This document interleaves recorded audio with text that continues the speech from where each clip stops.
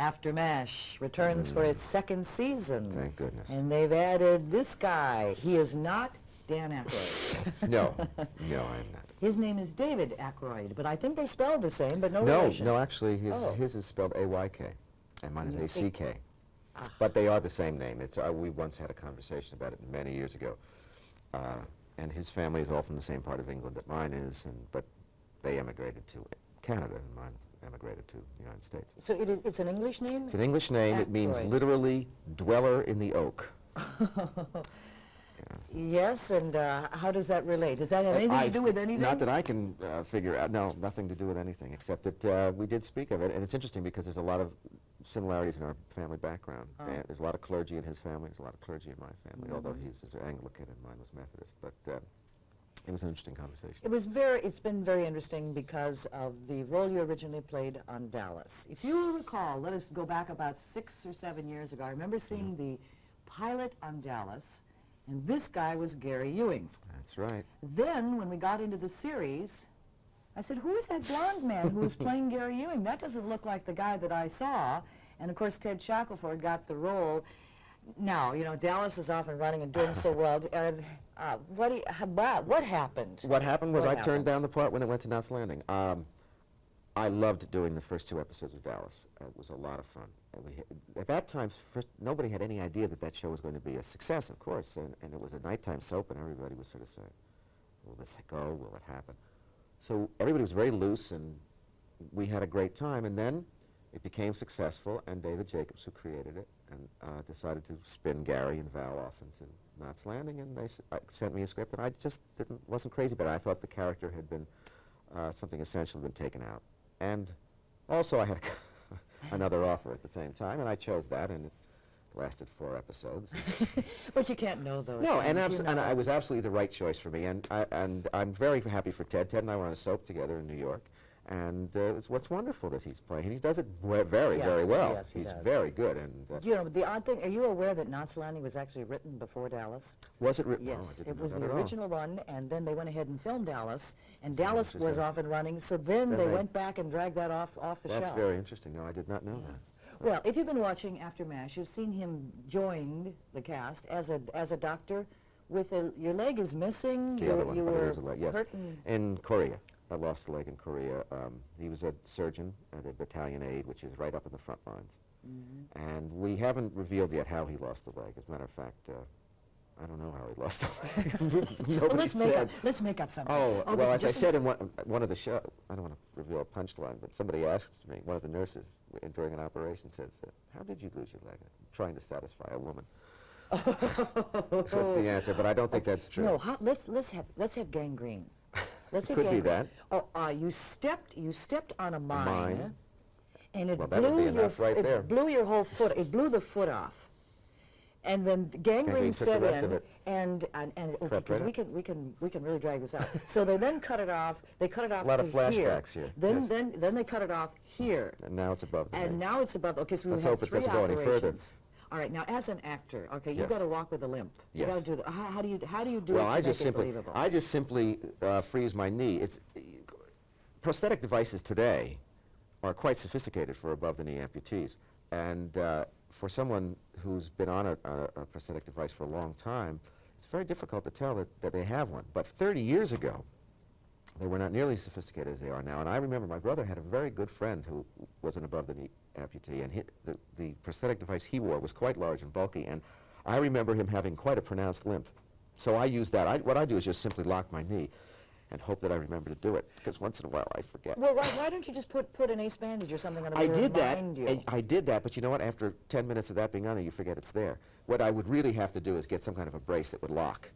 And I tried that for a while last year, and I decided, well, listen, you're an actor. You should be able to remember that an essential part of your character is missing a leg. Well, listen, if you do this job really well, we'll cast you as Toulouse-Lautrec, so that we'll take off both your legs, tie them behind you, and you're going to have to learn to walk like that. That's right, on a Porgy and Bess. I'll find that next. Now, AfterMASH, I'm sorry to say, is not as strong as MASH had been. Oh, yeah. What do you think? What's the element missing, David? Well, I don't know. I was not there for the beginning of last season. I came out at the end of the season. it's very difficult to live up to AfterMASH. That's like saying, you know, that Winter's Tale is not as good as The Tempest, Yeah, you know. yeah. It's very hard to live up to something quite that wonderful. It's a different, it's only 3 characters of that original cast put into an entirely different situation. It has to find its own reality. And I think that's what last year was about. It was a shakedown cruise, so to speak, and finding out what works, what doesn't work, what do we want the focus of this show to be. And there's, I think, the burden of MASH hung very heavy on everybody's shoulders, from the people who created AfterMASH right down to the people watching it and the expectations, so that when it wasn't MASH, a lot of people were not happy about that. But now I think, and I hope I'm not kidding myself, that we have found a focus for the show and a way to go from week to week and carry through a real thrust, a kind of madness that MASH had, but a different kind of madness now. Each character has his own kind of little demon, something he wants very badly. And you're bitter, you're embittered. Well, but my demon, the character is embittered in a sense, but he's not. He really wants to do the best job he can for these people in this hospital, and the system is not letting him do it. The bureaucracy of the Veterans Administration is not letting him do the best job that he can do. Now, admittedly, he's got a bit of a chip on his shoulder, but that's his focus, is to do the best job and be damned with authority. No food for them. What? No. This is your lucky day, gentlemen. We're going to operate on those pesky hernias and get you back on your feet where I know you want to be. Hey, Doc, that's not SOP. Hernias are on Wednesday. That's why you all checked in yesterday. A nice week's vacation in bed at your old uncle's expense. Oh, you're sly boots, all of you. But unfortunately, I need those beds. Oh, Doc, come on. Up. Not to worry. I'm fast and I'm good. And when I'm done, you'll be able to tell your grandchildren you got that scar lifting in German. I think I better grab some sack time in the lounge. Be sure I'm up at 1:30, and don't shake me, bite me. How do you like that peg leg? He's gonna So they're bringing in somebody like you to strengthen the AfterMASH bunch. I think so. That's that's part of it. They brought in a character, the new hospital administrator, who has taken over the hospital now and is a real hard-nose, wonderful actor. Peter Michael Getz playing the part, and he's a real danger. So there's a real threat now between my character and this Wally Wainwright, who is the new administrator, and also between Harry Morgan's character, Potter, and him. So there's a real tension there. There's a real dramatic tension that offsets the comedy.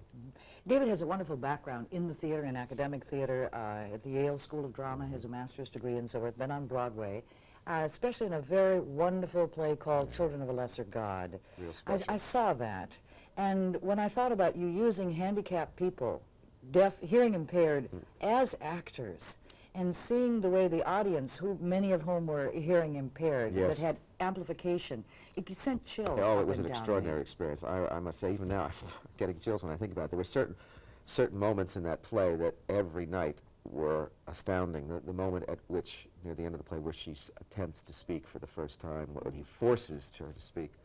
Every night you could feel that audience, every single night. Now, you know, you have good shows and you have bad shows, and some shows are just terrible. But no matter how bad the show was or how little the audience had been reacting, when that moment came every night, you could feel it coming. You could just, the audience was so with it at that point.